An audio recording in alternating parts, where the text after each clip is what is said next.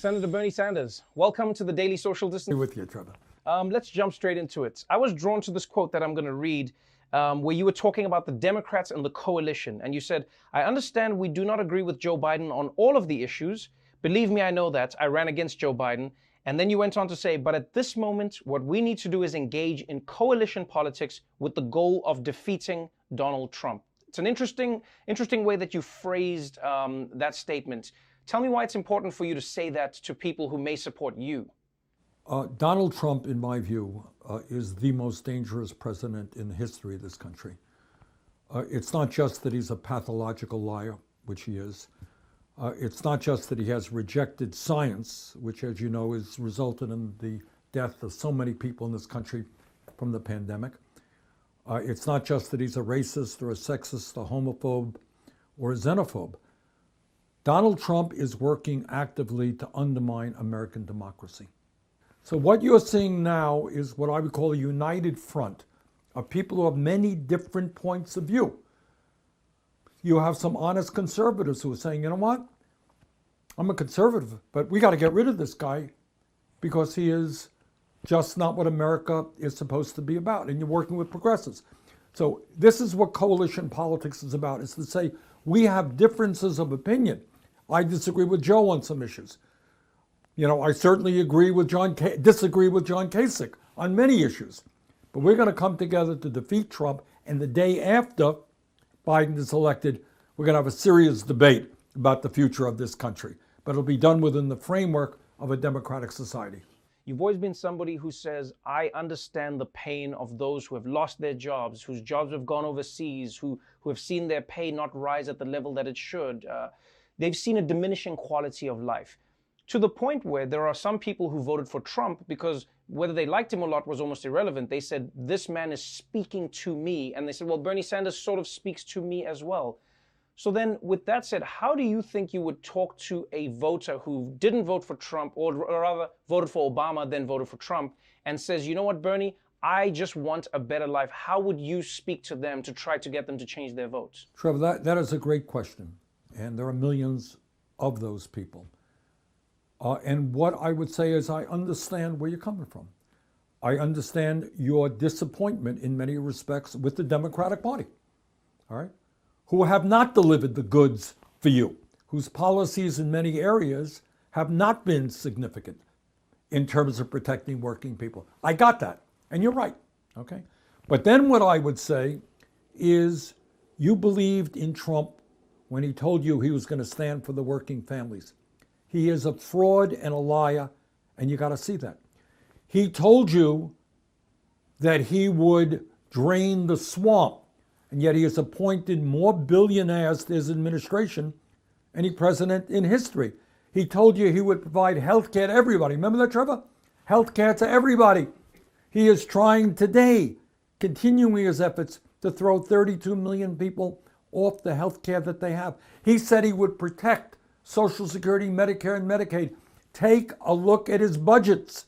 Massive cuts to Medicaid, Medicare, and Social Security. Trump is a liar. He will say and do anything to get elected, but he is not to be believed. And I think if you look at his record, that becomes clear. Let's talk a little bit about your favorite subject, billionaires. There is no denying that during this pandemic, although many millions of people have been suffering, some of the richest people in the world have seen their net worths increase 200, 300, 400%. You have not been afraid to say that this needs to be reined in. You have not been afraid to go after the billionaires. How do you communicate with people, or how do you say to somebody, hey, if you become a billionaire, we're going to tax you more? Because I'm sure you've encountered some of those people where they say, well, Bernie, I mean, you know, God bless Jeff Bezos. He made a lot of money and he deserves all the money that he gets. Do you think you're reshaping the American dream, or do you think people have to re-understand what the American dream is? Well, Trevor, I think a couple of points. First of all, I think when you say to the average American that we got three people who now own more wealth than the bottom half of America, top 1% is earning 45% of all new income, and the effective tax rate that billionaires pay, the real tax rate, is less than what a working class person pays, people say, that's crap. That's wrong. So I think there is a lot of sympathy to say to the very richest people in this country, you are doing, as you've indicated, phenomenally well. Many are making out like bandits during the pandemic. You know what? You are going to have to pay a fair share of taxes so we don't have people sleeping out on the streets and kids who are going hungry. And I think the American people do support that. I've always wanted to know on a personal note, because I'm conflicted as a human being, and I wonder if Bernie Sanders is too. Do you buy stuff off of Amazon and from Apple? Where does Bernie get his supplies from? If you need like socks or random things, where do you get them from? I am not, my family is not too big into Amazon and stuff. I'm not saying we haven't. Mostly we go to local stores. Do I have an iPad, an Apple iPad? I sure do. It's a very good product. But, into that regard, what you're looking at are very large technology companies that control an enormous percentage of the market. And I think we got to take a hard look about the need to break them up because we're having such concentration of control in industry after industry. Let's talk about the future of the Democratic Party. As you say, and many people hope that you are speaking the future into existence. Donald Trump loses the election. There is now the jubilation of the possibility of a new world. But, as a South African, I know this better than anyone, the hard work now begins. Where do you think America needs to start? Like if you just said this is the beginning of where America needs to start and it might be the hardest thing to do, what needs to happen in America? I think there are two things that we have to do. It's what we call inside-outside politics. The outside politics is we have to continue to mobilize working people to stand up for their rights.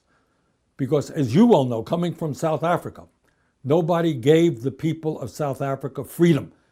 They had to fight and struggle for it, and many died in that effort. So we need to mobilize the American people to stand up and say, we want economic justice, social justice, racial justice, environmental justice. We want a just society. So that's the outside strategy, putting pressure on government when millions of people stand up and fight. Inside strategy is we need an agenda. You can't be yelling and screaming unless you know what you want to do. And, we'll be arguing about that agenda, but I have a pretty good sense of what it's about.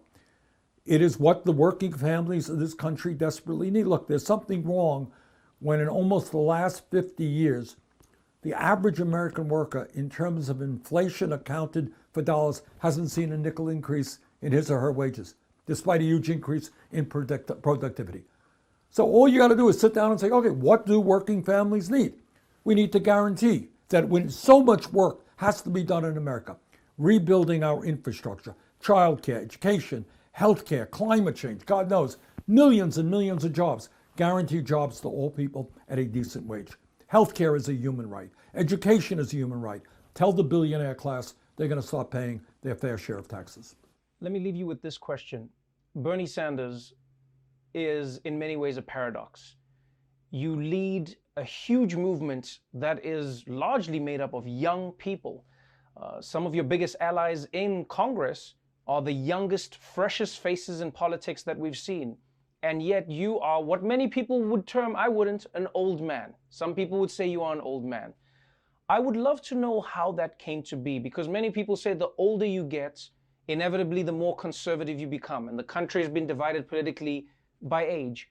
So what is it about Bernie Sanders that makes him connect to so many young people? And the follow-up to that is, what would your advice for young people be in changing the future of this country? Okay, let me start with your second question, then we'll get to your first.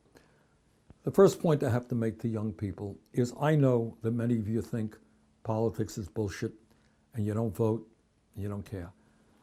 Please, please, for this election, you must come out and vote. This is the future of America. It's the future of your lives. It's whether we're going to be a democracy, whether you're going to have decent paying jobs, whether we're going to protect the environment and combat climate change for your kids. Not for yourself, but for your kids and your grandchildren. Look at what's happening in California right now as a result of climate change. It's only going to get worse. And this guy in the White House today, he hasn't a clue. He's on the wrong side of everything. You must vote. And if your friends tell you that you're dumb, why are you getting involved? Look them in the eye and tell them that you believe in democracy, you believe in justice, and you want to see a better America. Okay, that's number one. Number two, on a personal level, I have found, Trevor, that it's an amazing thing because your point is right. I find myself closer emotionally to many of the younger people who are coming into Congress, people like Alexandria or Rashida or Ilhan and many others. And despite the fact we not only have an age difference, we come from different places. You know, Ilhan grew up in Somalia. Alexandria's family is Puerto Rican. Rashida is Palestinian.